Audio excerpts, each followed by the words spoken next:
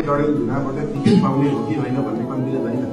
रासोपाले डडेलधुराको उम्मेदवार सार्वभौम पाउने हो कि होइन त्यो चाहिँ हो कन्फ्युजन। उहाँ चाहिँ फिक्स हो पार्टीको तर्फबाट सबै तर्फबाट उहाँले नाइ नभनेको छ। उहाँले भोलि चाहिँ म डडेलधुराबाट उठ्दिनँ, म अन्त जान्छु, म रूपन्देही जान्छु भन्नु होला, गुल्मी जान्छु भन्नु होला, मन्त्री जान्छु भन्नु होला। त्यो भन्नु भएन भने चाहिँ उहाँ नै एउटा उम्मेदवार छ। उहाँ उम्मेदवार चाहिँ भन्नै मिल्दैन। पहिला पनि लागिसक्नु हो।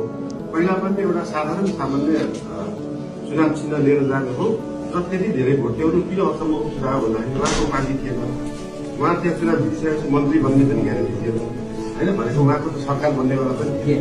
अहिले चाहिँ के फरक छ भन्दाखेरि एउटा पार्टी छ जो पार्टीले सरकार बनाउने सम्भावना छ र उहाँ त्यो पार्टीमा जानुभयो भने त्यो ठाउँको लागि बोल्ने मात्र होइन, त्यो ठाउँलाई साँच्चै गरिन पनि सक्नुहुन्छ। यो कुरा चाहिँ एकदमै महत्त्वपूर्ण हुन्छ।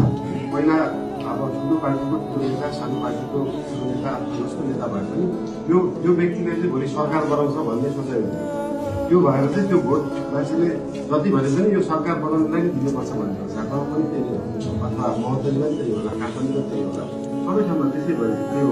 त्यो भएर चाहिँ अहिलेको लागि जति अङ्कमा ल्याउनु भएको थियो बिना पार्टी बिना सरकार बनाउने ग्यारेन्टी, त्यो अङ्कले नै थाहा हुन्छ कि उहाँले यो गर्नु गर्ने हुनुहुन्छ। तपाईँहरू सबैजनाले चाहिँ सहयोग गर्नु पऱ्यो, डडेलधुरा गइहाल्नु पऱ्यो। उहाँको लागि प्रचार गर्नुपर्ने, पार्टीको लागि गर्नुपर्ने के छ, सबै पोजिटिभ माइन्डसेटले गर्नु होला।